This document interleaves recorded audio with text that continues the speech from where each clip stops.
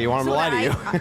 Yeah, you want him to lie to you. I can calm down, and then I can reason myself. I can think it through, and also So we don't want them to be lying to us. We want them to have genuine empathy, which they don't They really lie. Women have lie to each as other we all lie. all That's fine. day. No, we all do lie, of course. I don't even care We'll about come that. right back to this. I need this chat. I'm very sorry I missed it, or a TTS came in 25 minutes ago. I apologize. Normally we're on top of these, but I missed Rule it. 21 donated $200. Thank you, man. I Women apologize with a for high the body delay. count, This is high. 6+, have a greater likelihood of cheating, relationship dissatisfaction, can't pair bond, depression. And it's just disgusting. Why would any guy want that? Actually, the last part of what that chatter said is the most important part. And it's just disgusting. That's all that needs to be. If it is the case from the man's prism that it's revolting and preferences are fine to have, then that's enough. Sure, absolutely. You don't need any Your more. preference. Your preference. Your I just- preference. But that preference it's a is very changing. uneven, where men feel like it's okay for them, where if a woman has a higher body count, it's a no. I think that's where there's a disconnect, and it just doesn't seem seem like fair. Well, here's the Wait, thing. I don't have a well, better let me word. ask you a question. Yeah. You go on first dates, yeah? Of course I go on first When's dates. the last time you've been on a first date? It's been a while. How many first dates have you been on? In my ripe age, I'm not really sure. I'll say maybe in the last year I've gone on, I don't know, eight Okay, first dates. who paid for the dates? The men have. Yeah. Did you offer? One time, yes, and I actually paid, and the guy decided 1 in not to get 7. anything. Yeah.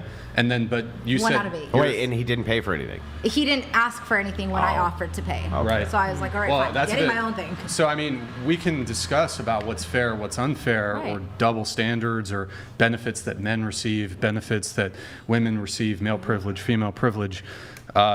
You seem to have a double standard as it relates to who pays on the first date, so what's the actual problem? I don't think it's a double standard. I think How- that Do you pay for dates?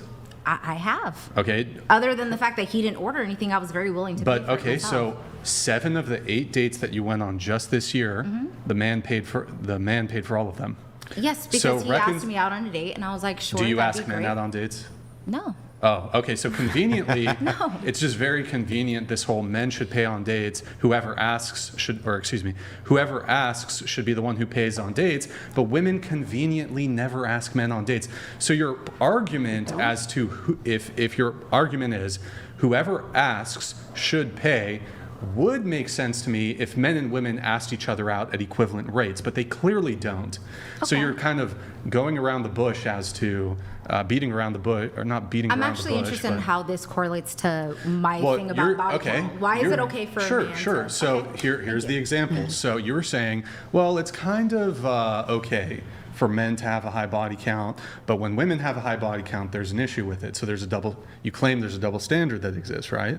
Yes. Right, and you might say, for example, as follows. If a guy himself has a high body count, it would be unfair or unreasonable or hypocritical or a double standard for, as a man with high body count, to desire a woman who has a low body count.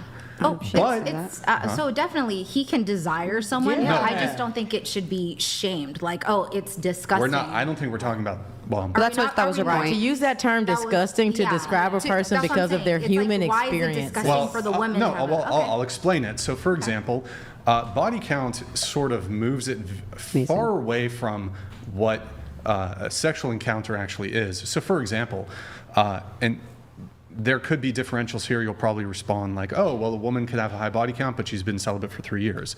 But I'd point to it like this. For example, here's how it's disgusting. If a woman slept with a different guy the night before and she goes on a date with me and I sleep with her, that's disgusting. To you. To most men, that's going to be disgusting if a woman recently slept with another man, especially if she fucked him without a condom, especially if she let him come inside her. Can I I'm say why? sorry. Can I just ask I'm why? sorry. Why do you know that? Well, I mean, why is what it disgusting? Biologically, socially, or emotionally? What is disgusting? All yeah. the above. Well, what is- Okay, what can we is- break those down Yeah, maybe sure. individually? Let's I would start. love that. Sure, Yeah. sure. Actually, let's just start with. I just want Let's to say start with the really quick, biological. personally, I actually wouldn't disagree with you. Now, although I have gone on dates and things like that, I would not disagree with you. I just mean in general, I just want to know why it's okay. I know she wants to discuss it, but I don't disagree. If she was with somebody, went raw, he came in her, whatever, and then goes on another date, and then that's going to happen the very next day with a new person, I'm not in disagreement with you. The main point I was going to say here is that when it comes to the unfairness, I think you're pointing towards the double standard or the potential hypocrisy.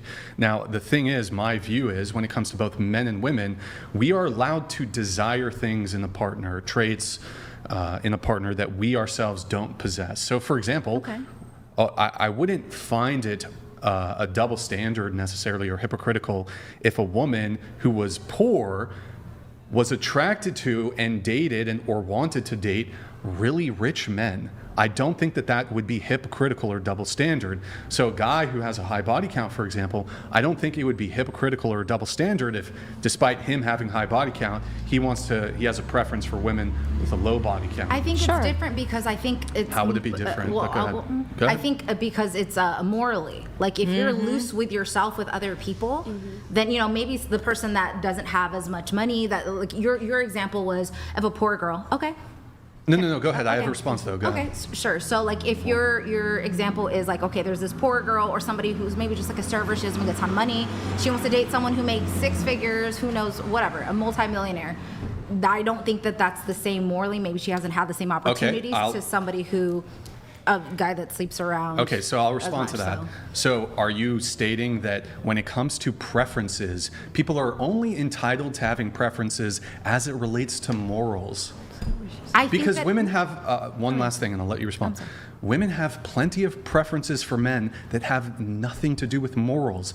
And they do, and they also have preferences that do relate to morals. Relationally, even to just attraction, right? It sounds like we went off topic from shaming someone, though. Not really. Like, we're still on... I think it's still somewhat on topic. Yeah. It's got a flow. But go ahead. I'm going to let this come in, but then you can Christopher respond. Murphy donated $200. Thank you, Christopher Murphy. Sorry for the Andrew, delay. you can't reason with these women. They're driven by emotion and are therefore unreasonable. Reason and logic push society, ladies, not your feelings. That sounds like an emotional response. But when you go home, right? Because when you go home, you want that woman with feelings. You don't want a woman that sits there and is analytical. You don't come home to a pair of boobs that are hard as rocks. You come home to a soft. Some do, and I mean, like I think there's a balance. There's just that balance that we have to. You make a fine point. I would just give the quick refutation before Brian and the gal get back into it. The only thing I would say is this: it is the case. You are right that men are perfectly happy to have women who lead with emotion in their life if they submit to them. Yeah. I mean, like, I'm more mask in my relationship, and my current partner and fiance, she's more feminine, and she definitely she submits to me because she makes more money than me as a pilot and me as like a chef and doing like more gig work and stuff like that. That has nothing to do with what submission is ultimately. But. Well, no, I definitely know that. But I just mean did you want to continue? If you don't mind just repeating, I kind of lost track of the... You guys were focused on whether or not it was hypocrisy, Brian. Oh, because there was a focus on the higher body count. I think that men versus women. I mean, I think that if long term you're looking for somebody, like obviously you're going to want to connect on moral things, on compatibility is a factor in a long term relationship. So yeah, I think that if you're going to be not asking but looking for the preference of somebody who has a lower body count, you yourself should not have been like a hoe as a man. Well, let me see if I can make a response to this by just asking you a simple question. Sure. Would it be a deal breaker for you if you met a man and he had all the right criteria? He was a millionaire, perhaps. He met the attractiveness scale that you wanted. If he had slept with 150 women, but he wanted to settle down with you. I think if he was ready to settle down, then that's fine as long as he's clean. And now it's just him and I were. So that wouldn't be a deal breaker, right? Right. Okay, but for men, that's a deal breaker. But for a majority of men, I want to know why. Yeah, okay. So here, maybe logically. Yeah. Makes sense. Well, actually, it should logically make sense. Hypocrisy. People use this word the wrong way. Hypocrisy doesn't mean I'm guilty of the thing in which I'm telling you not to do. That's not hypocrisy. Hypocrisy has a experience of pretending. So let me give you an example. I smoke, but I tell my children not to smoke. Does that make me a hypocrite?